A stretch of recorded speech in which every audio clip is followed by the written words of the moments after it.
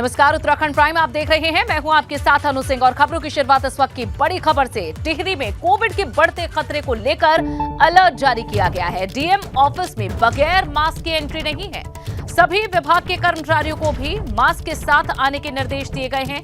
भीड़ भाड़ वाले इलाकों में मास्क पहनने की हिदायत दी गई है। कोरोना के बढ़ते खतरे को देखते हुए अब ये गाइडलाइन जारी की गई है, जिसमें मास्क का उपयोग करना जरूरी कर दिया गया है। टिहरी में कोविड के बढ़ते खतरे को देखते हुए ये अलर्टनेस नजर आ रही है। डीएम ऑफिस में बगैर मास्क के एंट्री नहीं होगी। सभी विभाग के कर्मचारियों को भी मास्क के साथ ही आने के निर्देश दिए गए हैं। साथ ही भीड़भाड़ वाले इलाकों में मास्क पहनने की हिदायत दी गई है। जहां क्रिसमस और नए साल के चलते भीड़भाड़ वाले इलाकों में मास्क जरूरी कर दिया गया है। अभी जो इस संदर्भ में जो हमने एडवाइजरी दी है, सभी अपने ब्लॉक MICs को हमने ये बोला कि जो भी हमारे SARI वाले सीवियर एक्यूट रेस्पिरेटरी इलनेस वाले प्रकार के मरीज आ रहे हैं, उन सबकी कोविड टेस्टिंग की मैंडेट है, वो ज़रूर कराएं। इसके अलावा जितने भी हमारे अस्पताल, जैसे पहले भी हमारे कोविड कार्यालय में चल रहे थे, कोविड कार्यकाल में चल रहे थे, उसी तरह से फिर से हमने सारी तैयारियां कर ली हैं। कोरोना से बचने के लिए जो पुरानी व्यवस्था थी उसे अब बहाल किया जा रहा है। लोगों को हिदायतें दी जा रही हैं कि मास्क का उपयोग जरूर करें, भीड़भाड़ वाली जगहों पर जाने से बचें और साथ ही 2 गज की दूरी का भी ख्याल रखा जाए। टिहरी में कोविड के चलते ये अब सतर्कता नजर आ रही है। डीएम ऑफिस में बगैर मास्क की एंट्री नहीं मिलेगी और साथ ही सभी विभागों के कर्मचारियों को भी मास्क के साथ ही आने के निर्देश दिए गए हैं। सरकारी कर्मचारियों का स्वस्थ रहना बेहद जरूरी है, क्योंकि व्यवस्था सुचारू रूप से चलती रहे। ऐसे में सरकारी दफ्तरों में ख्याल रखा जाए कोविड प्रोटोकॉल का, ये बेहद जरूरी है।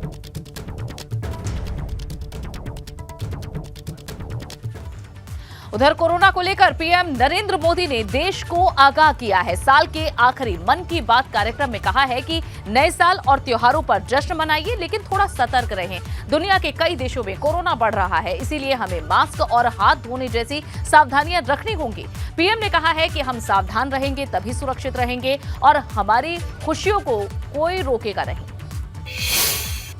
जिस तरह कोरोना वैश्विक महामारी के इस समय में योग और आयुर्वेद की शक्ति को हम सभी देख रहे हैं, उसमें इनसे जुड़ी एविडेंस बेस्ड रिसर्च बहुत ही महत्वपूर्ण साबित होगी। मेरा आपसे भी आग्रह है कि योग, आयुर्वेद और हमारी पारंपरिक चिकित्सा पद्धतियों से जुड़े हुए ऐसे प्रयासों के बारे में अगर आपके पास कोई जानकारी हो तो उन्हें सोशल मीडिया पर जरूर शेयर करें।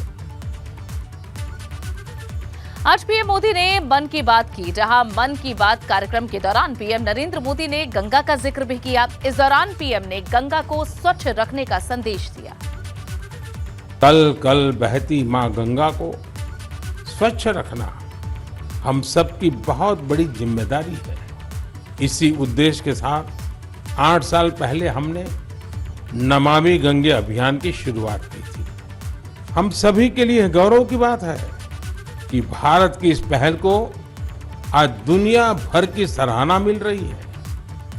यूनाइटेड नेशंस ने नमामि गंगे मिशन को इकोसिस्टम को रिस्टोर करने वाली दुनिया के टॉप 10 इनिशिएटिव्स में शामिल किया है। ये और भी खुशी की बात है कि पूरे विश्व के 160 ऐसे इनिशिएटिव्स में नमामि गंगे को यह सम्मान मिला है। साथियों, नमामि गंगे अभियान की सबसे बड़ी ऊर्जा लोगों की निरंतर सहभागिता है। नमामि गंगे अभियान में गंगा प्रहरियों और गंगा दूतों की भी बड़ी भूमिका है। पूर्व प्रधानमंत्री और भारत रत्न अटल बिहारी वाजपेयी की आज जयंती है। इस मौके पर सीएम पुष्कर सिंह धामी ने उन्हें श्रद्धांजलि दी। इस दौरान मुख्यमंत्री धामी ने अटल जी के चित्र पर पुष्प चढ़ाकर उन्हें नमन किया। इस मौके पर मुख्यमंत्री ने कहा कि अटल जी कुशल प्रशासक, राजनीतिज्ञ और लोकप्रिय जन नेता थे। वे एक ऐसे महान वक्ता थे जिन्हें समाज के सभी वर्गों के लोग प्यार और आदर देते थे।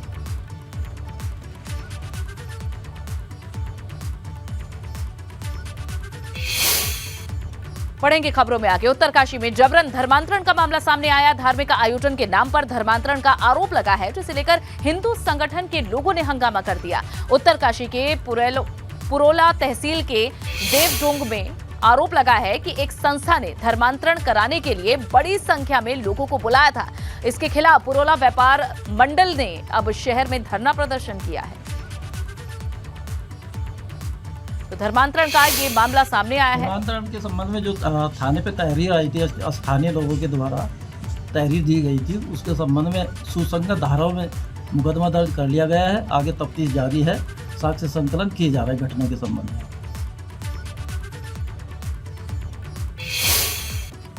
पढ़ेंगे खबरों में आगे। रुड़की से एक बड़ी खबर आपको दे दें, जहां तस्करी के मामले में एक बड़ी गिरफ्तारी हुई है। एक शख्स के पास से 4800 कैप्सूल बरामद किए गए हैं। पकड़ा गया तस्कर देवबंद थाना क्षेत्र का रहने वाला है। क्षेत्र में नशीले कैप्सूल सप्लाई ये किया करता था तस्कर, जिसे अब पकड़ लिया गया है। ये बड़ी गिरफ्तारी रुड़की में हुई है। एक शख्स के पास से 4800 कैप्सूल बरामद किए गए हैं। पकड़ा गया तस्कर देवबंद थाना क्षेत्र का रहने वाला है और ये क्षेत्र में नशीले कैप्सूल सप्लाई करने का काम किया करता था। इस तस्कर को पकड़कर अब पूछताछ की जा रही है।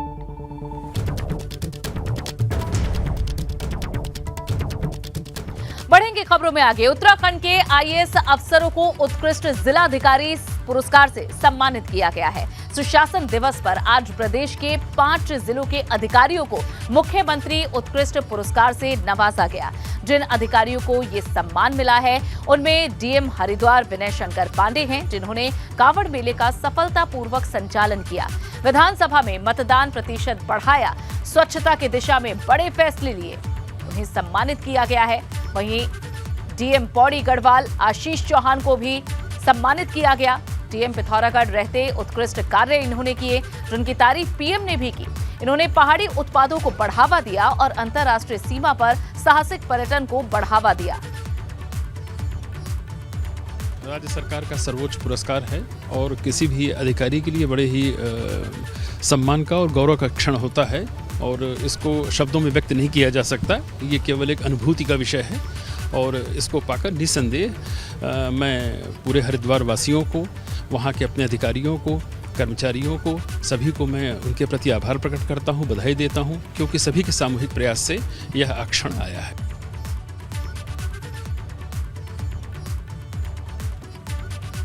वहीं डीएम पौड़ी गढ़वाल आशीष चौहान को डीएम पिथौरागढ़ रहते उत्कृष्ट कार्य किए जाने के लिए सम्मानित किया गया है। इनकी तारीफ प्रधानमंत्री नरेंद्र मोदी ने भी की थी। इन्होंने पहाड़ी उत्पादों को बढ़ावा दिया और अंतर्राष्ट्रीय सीमा पर साहसिक पर्यटन को बढ़ावा दिया।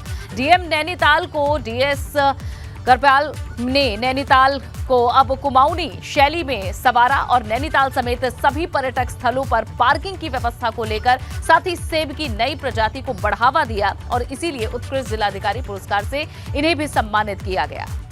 हम लोगों ने एक इनोवेशन किया कि जितने भी हमारे मार्केट्स हैं उनको हम पारंपरिक शैली में चेंज कर रहे हैं, ताकि हमारी परंपरा और हमारी शैली वो भी सुरक्षित रहे और आने वाले पीढ़ी के लिए कि जो हमारी शैलियाँ हैं वो उनको दिखा सकें कि हम लोग किस शैली का उपयोग करते थे। तो ये पहला प्रयास है पूरे स्टेट में और अभी 1-2 मार्केट्स को हम लोगों ने डेवलप किया है, उसको चेंज किया है और जितने भी मार्केट्स हैं उसको भी हम पारंपरिक शैली में डाल लें। वहीं डीएम रुद्रप्रयाग मयूर दीक्षित को विपरीत परिस्थितियों में 4 धाम यात्रा का सफल संचालन करने के लिए पुरस्कार दिया गया। केदारनाथ पैदल मार्ग पर प्लास्टिक उन्मूलन कार्यक्रम इन्होंने चलाया था। डीएम चमोली हिमांशु खुराना ने समय से पहले बद्रीनाथ धाम का मास्टर प्लान तैयार किया और धाम में बाईपास का निर्माण कराया। शिक्षा के क्षेत्र में अभूतपूर्व कार्य के लिए इन्हें भी सम्मानित किया गया। सुशासन पुरस्कार वितरित किया गया, जिसमें सभी अधिकारी, कर्मचारीगण, कार्मिकगण विभिन्न स्तरों पे जिन्होंने 2020, 21 और 21-22 में अच्छा कार्य किया है, राज्य के विभिन्न विभागों में उत्कृष्ट कार्य किया, उनको सम्मानित किया गया।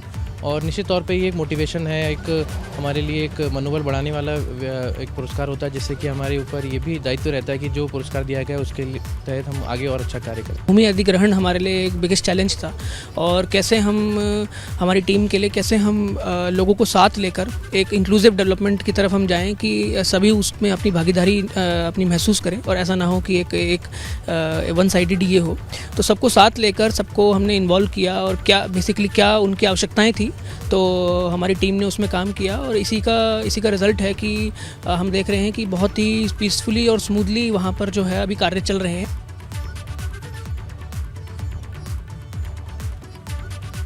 वहीं ई ऑफिस के सफल संचालन के लिए डायरेक्टर विजिलेंस अमित सिन्हा को भी सम्मानित किया गया।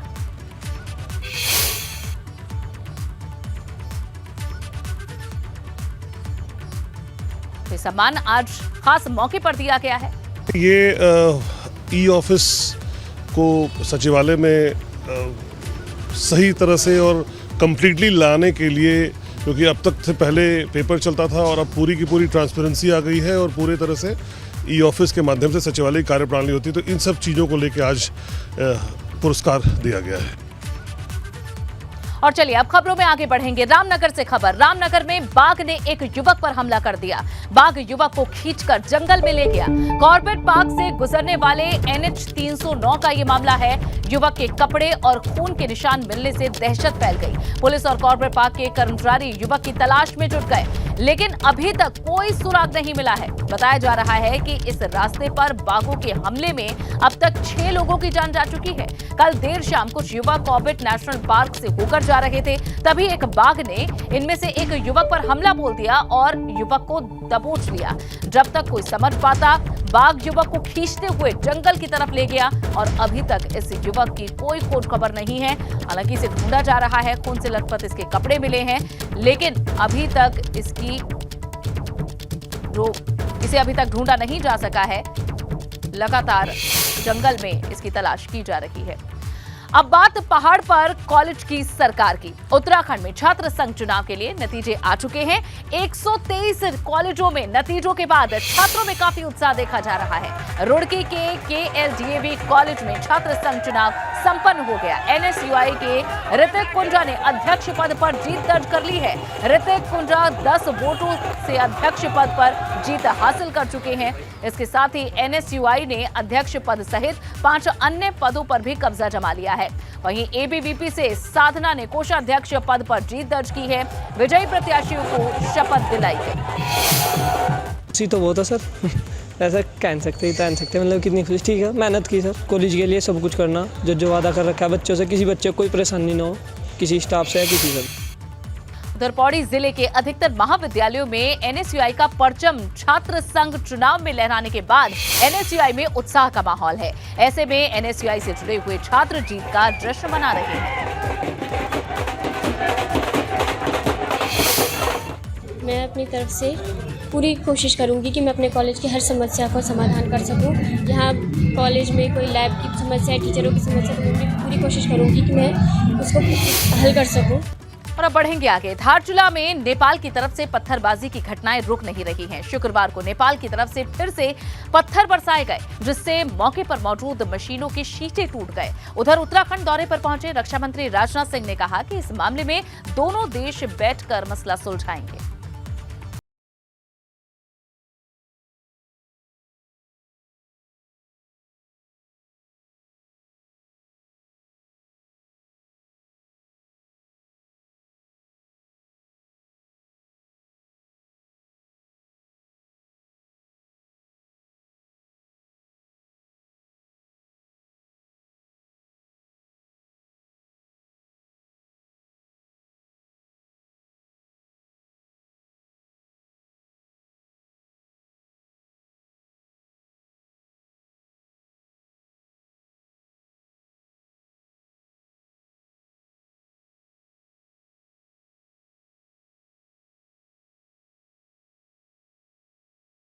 ऐसे ही बने रहें।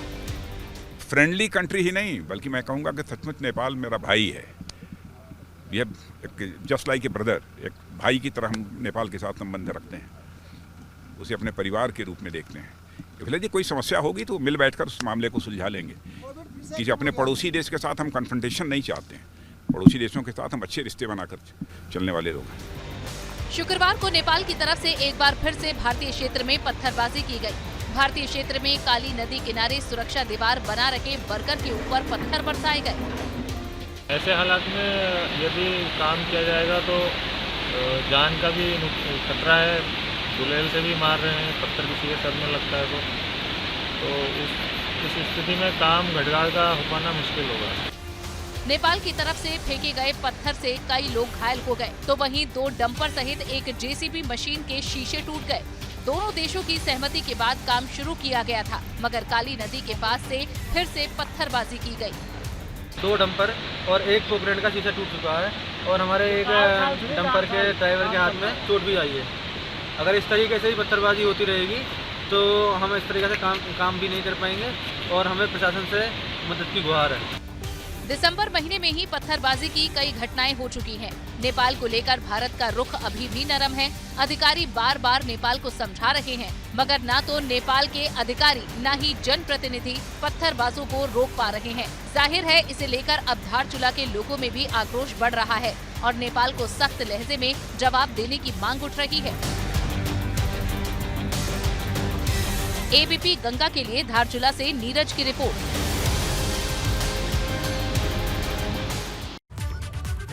उत्तराखंड अधीनस्थ सेवा चयन आयोग के भर्ती घोटाले में चार्जशीट दाखिल करने की तैयारी हो रही है।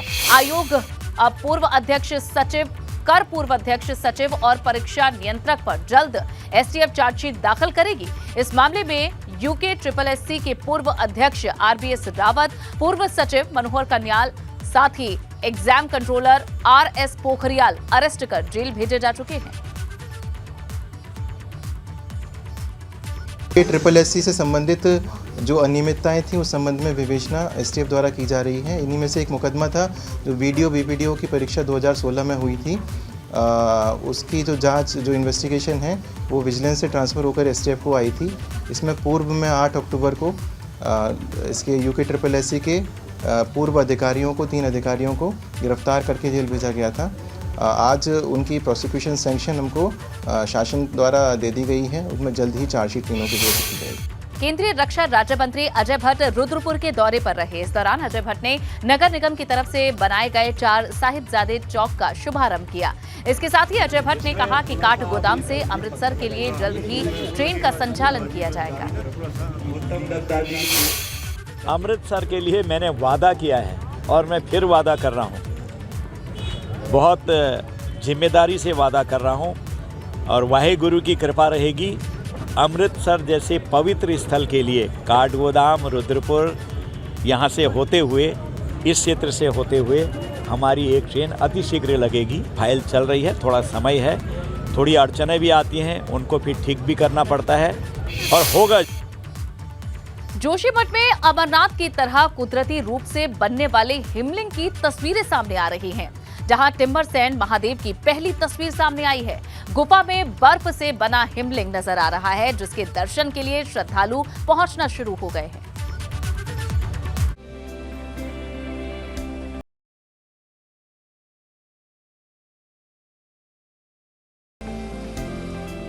उत्तराखंड के कण कण में महादेव विराजते हैं। महादेव का निवास स्थल कैलाश भी इसी क्षेत्र से लगता है। चीन बॉर्डर से सटे नीति गांव के पास बाबा की ऐसी ही एक पवित्र गुफा है, जहां टिम्बरसैंड महादेव हिमलिंग के रूप में विराजमान हैं। नीति घाटी में टिम्बरसैंड की ये गुफा किसी रहस्य से कम नहीं। कहते हैं अमरनाथ गुफा के बाद यहाँ पर बाबा शिव बर्फानी रूप में दर्शन देते हैं। ये इलाका चीन सीमा से सटा हुआ है। बताया जाता है कि यहाँ सालों से बर्फ का शिवलिंग बनता आ रहा है। इस गुफा को टिम्बरसैंड महादेव गुफा के नाम से जाना जाता है। पहाड़ से टपकने वाले पानी से बर्फ जम जाती है तो शिवलिंग का आकार ले लेती है। लोगों में इनके प्रति अटूट आस्था है।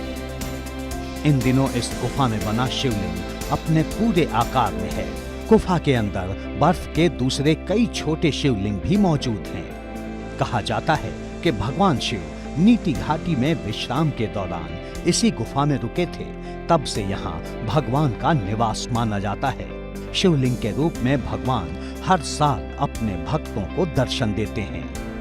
एबीपी गंगा के लिए जोशीमठ से रणजीत रावत की रिपोर्ट।